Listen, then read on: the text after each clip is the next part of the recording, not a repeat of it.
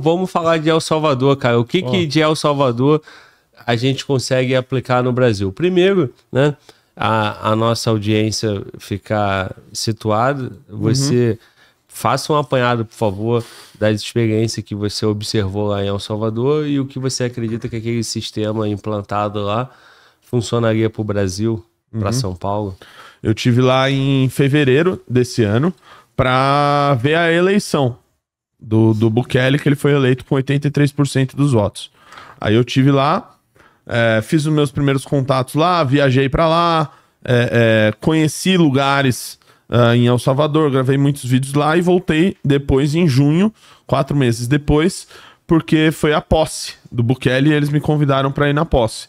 Aí, quando eu fui pra lá na segunda vez, eu já tinha muito mais contatos lá. Então, na própria posse, eu falei com muita gente. Falei com o Donald Trump Jr., falei com o vice-presidente de El Salvador, o Félix Ulloa. E eu tinha entrevistas marcadas com ministros lá. Tem no meu canal, tem no Clube MBL também. Eu falei com o ministro da Segurança, que é o Gustavo Bidiatoro, que é o número 2 ali de El Salvador. Falei com o ministro da Defesa e com a ministra do Turismo, gravei entrevistas com eles para, enfim, tentar aprender o que eles fizeram. E um fato importante também, na primeira vez que eu estive lá, eu participei de uma coletiva de imprensa. E eu fui o único brasileiro que fez a pergunta nessa coletiva de imprensa. E eu perguntei pro Bukele, acho que muita gente viu a resposta dele, mas não sabe quem que perguntou, fui eu. Que eu perguntei se ele já tinha falado com o presidente Lula, se o Lula já tinha falado do tema da segurança com ele e o que nós, brasileiros, poderíamos aprender com El Salvador para replicar aqui. A resposta que ele me deu foi... claro que você pode aprender com o exemplo que a gente está dando aqui, vários países estão fazendo isso. Eu já falei com o Lula 2 vezes, mas ele nunca falou do tema da segurança. Agora, não dá para aplicar um copy-paste do que a gente está fazendo aqui em qualquer lugar. O Brasil é um país de dimensões continentais, tem os seus problemas e tudo mais, mas tem a questão do exemplo. E o principal, você precisa ter vontade política de fazer esse enfrentamento. Não adianta você chegar num governo que é sócio de criminoso e pedir para ele aplicar essas medidas aqui, porque ele não vai ter o interesse de fazer isso. E ele deu essa resposta e isso na época, né, foi visto... Ele falou exatamente assim? Exatamente. Não adianta chegar num governo que é sócio de criminoso? Exatamente. Ele não estava falando do Brasil ou estava? Deu a entender? As pessoas deram a entender que era pro Brasil. Que era pro Brasil. Essa é a resposta dele. É isso, enfim, na época todo mundo postou essa resposta do Bukele, os filhos do Bolsonaro postou, um monte de gente postou. Foi um negócio que foi impactante a resposta dele. Ô Renato, o que acontece? Eu escutei, eu já fiz essa provocação em outro podcast com um convidado, teu xará, Renato também, Renato 38, Renato Amoedo. Não sei se você conhece. Conheço na internet, mas não sei muito o que ele pensa. Eu fiz essa provocação num podcast com o Renato aqui. Foi a primeira participação, inclusive foi um sucesso esse podcast. E a thumb, a nossa provocação era: por que os estados permitem a violência? E aí o 38 discorreu todo o podcast em cima disso, com esse grande questionamento como referência, né? Como direcionador da entrevista. E a gente percebe que o Estado, né? Eu tenho essa reflexão, que o Estado ele não está muito preocupado com a violência. De fato, ele está preocupado com a violência que afete o poder, né? Então você vai ver o sistema se reajustando, né? Para caçar um deputado, você vai ver o sistema se reajustando para mexer na regra de criação de um partido político, você vai ver o Estado se ajustando para, de repente, botar regras de campanha que ele vai usar quando necessário. Ele não vai usar para todos, ele vai usar direcionado para alguém, o sistema se defendendo. Então, toda vez que tiver um movimento que coloque em risco o poder do Estado, o Estado reage. Se essa violência é contra a população, contra o cidadão, se é contra...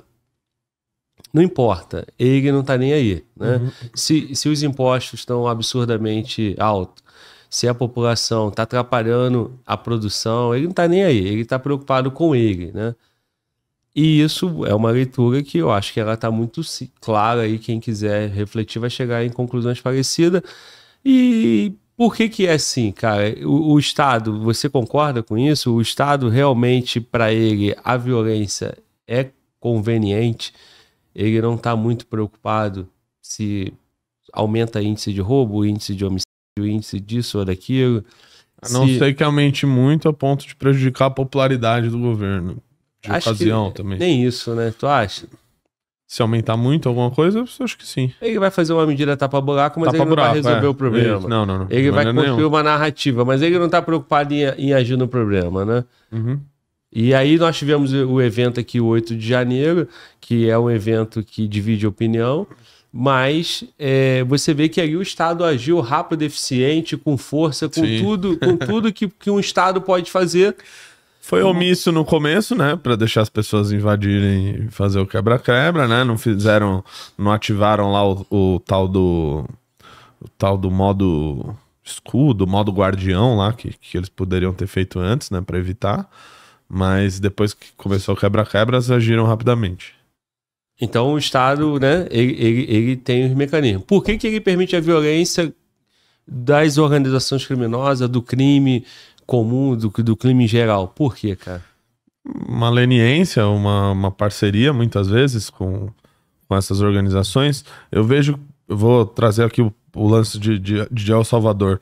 Lá, por muito tempo, era conveniente com que as organizações criminosas lá, elas estivessem, de alguma maneira, atreladas ao poder. Que nem a gente vê aqui. A organização criminosa tal, ali ela cuidava de tal setor, ou cuidava de tal território. E o Estado naturalizou esse tipo de conduta e lidava com isso sem fazer o enfrentamento que precisava ser feito.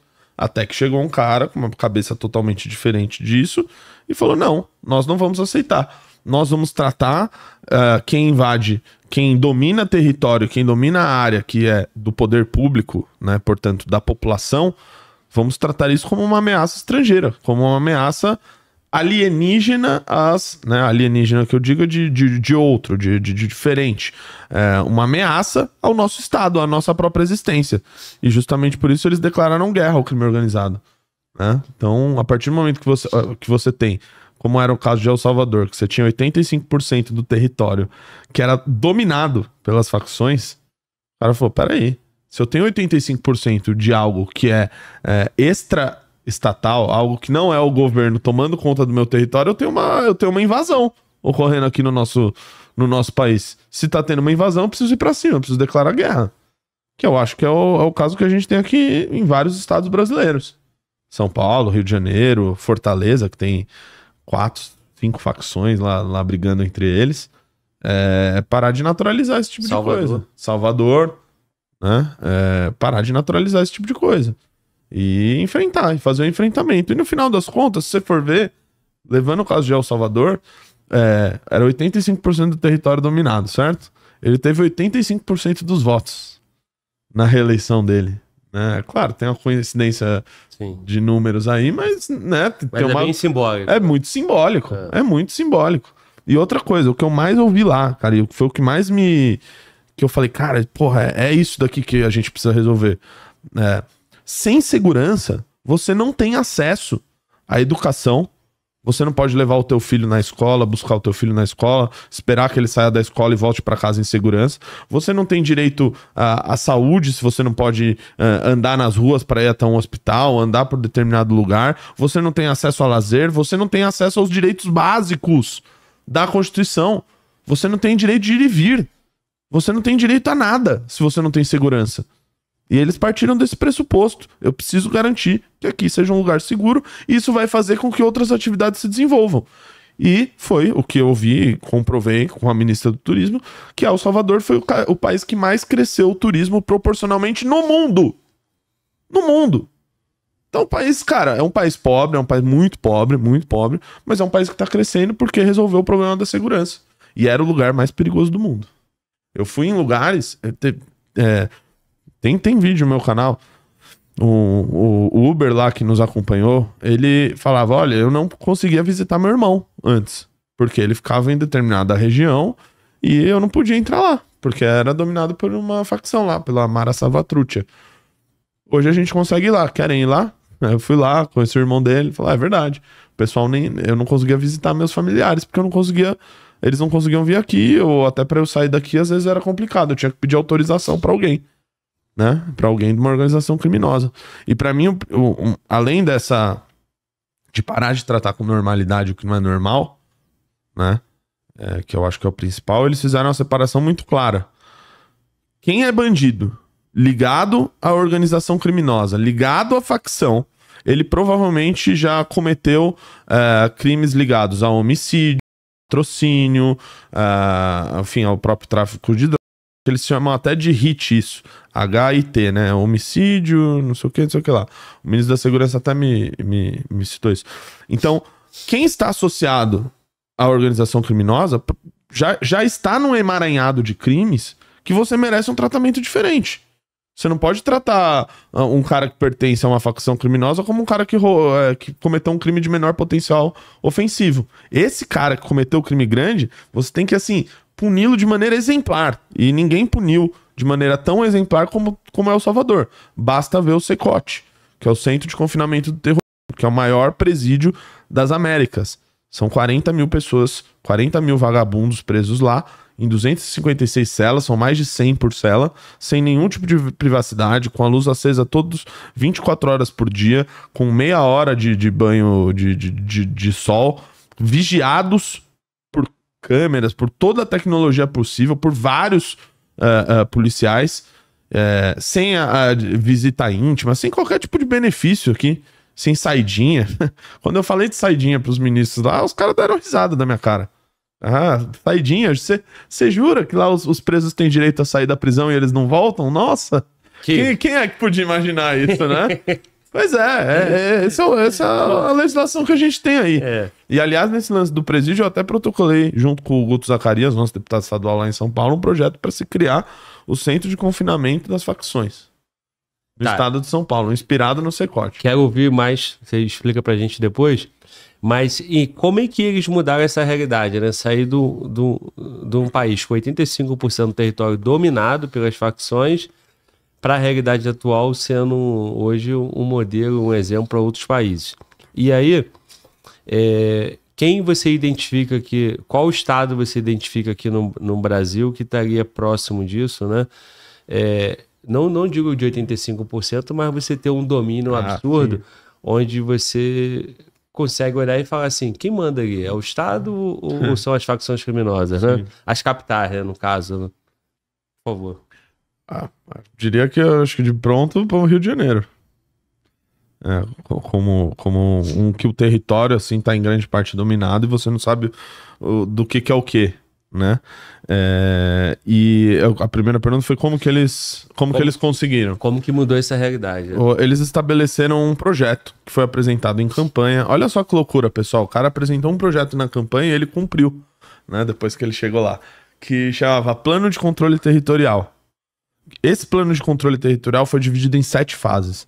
Cada fase tinha um movimento que seria feito pelo governo. Então, o primeiro ponto, eles pegaram todos os presídios e falaram, o presídio não vai ser dominado por facção criminosa, não vai ser dominado por vagabundo. Quem vai tomar conta disso daqui é o Estado. Nós vamos entrar nos presídios e quem vai passar a tomar conta disso aqui somos nós. Número 2, investimento. Investimento público. Eles conseguiram aumentar em mais de 50% o número de policiais e de soldados do exército. Então, aumentou muito o efetivo. Lá um estado, assim, muito policiado, né? É impossível você não estar seguro lá em qualquer esquina, porque sempre vai ter polícia, exército por lá. Pagaram muito mais para essas pessoas. O ministro da Segurança falou, a gente paga... é como se a gente pagasse um salário a mais do que os caras recebiam antes. Então, praticamente dobrou, né? Dobrou e aumentou o efetivo. E partiram primeiro para cima dos presídios. Terceiro, partiram para mudança de legislação. O que você mais escuta é o policial que leva o cara para delegacia e porta giratória. O cara sai e comete vários outros crimes. Fizeram uma mudança na legislação brusca. Então, o cara que já cometeu 2 ou 3, acho que é 3 crimes, né? Que é o Three Strike Law, é algo que já existe em outros países. Cara, o cara já cometeu o terceiro, Provavelmente tem até estudos sobre isso, de que o cara ele já tem uma chance de ir aumentando a gravidade do crime que vai sendo cometido. Então já dá uma punição quase que... já dá uma punição maior se o cara é reincidente, né? É assim que tem que ser. Aumentou as penas radicalmente. Aqui eu não vou me lembrar agora exatamente quanto que é uma pena de associação criminosa, mas não é lá grande coisa. Em El Salvador também não era. Era de 3 a 6 anos. Eles aumentaram para 40. E se você é um dos cabeças, é 60. Então, assim, teve um aumento de pena altíssimo. E focado principalmente em quem colabora com facção criminosa. Quem é membro de facção criminosa. Ser membro de facção criminosa em El Salvador deixou de ser um bom negócio.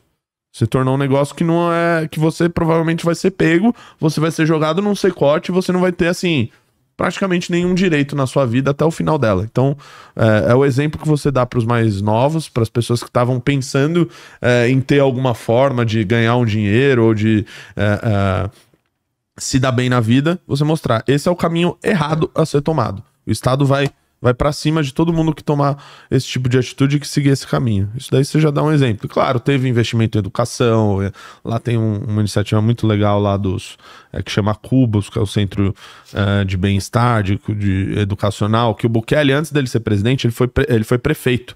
Foi prefeito da capital, San Salvador, e ele fez um trabalho muito grande, o que o gabaritou para ser candidato a presidente, com investimento em educação. Ele fez o centro de El Salvador era... similar, né? Não dá pra dizer igual de São Paulo, que acho que não tem, né? Igual com a Cracolândia, do jeito que a gente tem em São Paulo, mas era um lugar totalmente degradado. E San Salvador também era um lugar degradado. E hoje você anda lá, parece um centro de uma cidade de um país muito desenvolvido, né? Um lugar totalmente limpo, um lugar com regra, com lei, onde a paz impera, onde as pessoas vão lá, né, teve muito investimento, lá tem uma biblioteca gigantesca lá, que eles fizeram em parceria com outros países, enfim. Tem uma série de medidas aí que fizeram com que El Salvador mudasse radicalmente de rota. E muitas delas a gente podia implementar aqui. De aumento de mudança de legislação, de aumento de pena. Eu adaptei o plano de controle territorial para o plano de controle territorial paulistano. Claro, dentro das... mudanças legislativas ou mudanças que um vereador pudesse fazer. Tem lá no meu site todo detalhado isso, renatobatista.com.br/propostas, onde eu tento adaptar essa realidade, que foi o que eu consegui estando com os ministros, com toda a equipe ministerial do Bukele. Eles chegaram até a me convidar para fazer uma simulação de apreensão de drogas em alto mar. Porque El Salvador é o país que... eles não fizeram só o combate às facções criminosas, fizeram o combate ao narcotráfico em geral. Então lá tinham muitos barcos, embarcações que passavam ali ao entorno de El Salvador, e eles começaram a apreender, tanto é que eles bateram um recorde de distância. Pra você ter uma ideia, de El Salvador até a Colômbia, praticamente foi a distância que eles conseguiram pegar uma embarcação que levava toneladas de cocaína por lá. Porque eles criaram um modelo, uma fórmula de conseguir apreender essas embarcações, de conseguir combater o narcotráfico, porque é um trabalho, claro, que não basta só você resolver o problema do seu país, né? Ainda tem a rota ali da venda, do comércio, que não depende só deles, mas até nisso eles avançaram. E é justamente por isso que o país está se desenvolvendo. O país está crescendo pra caramba, tá tendo investimento demais, assim, é um lugar que você anda... Eu fui lá em fevereiro e em junho. Em junho já era outro lugar do que eu vi em fevereiro. De lugares que abriram, de grandes empresas que foram para lá. O Google fez uma sede lá em El Salvador. Quem poderia imaginar que o país mais perigoso do mundo receberia, sei lá, 5 anos depois, a sede do Google, porque El Salvador está se tornando um hub tecnológico na América Central. Então olha só o quanto que o lugar cresceu. E isso você vê, impacta até na alegria das pessoas. Parece um papo meio bobo isso, mas é verdade. As pessoas, tipo, animadas com o país que elas vivem, tipo, falando, aqui mudou completamente. Não, olha, você pode anda até lá, olha lá, vai até aquela viela lá, você vai ver, ó, não tem ninguém. Eu fui num lugar que chamava La Campaneira. La Campaneira era considerado o lugar mais perigoso do mundo, porque a própria geografia do lugar fazia com que as facções impedissem a entrada de qualquer um por lá. E era um local totalmente dominado. Eu fui lá e andei. Tipo, 2 horas da manhã eu tava lá. E tinha segurança pra caramba. E as pessoas andavam por lá. Tinha igreja aberta esse horário, gente rezando, vendinha aberta. Um lugar que mudou totalmente. Por quê? Porque eles olharam e falaram: se a gente não garantir a segurança, a gente não vai poder ofertar nada aqui, porque sem segurança a gente não consegue fazer nada.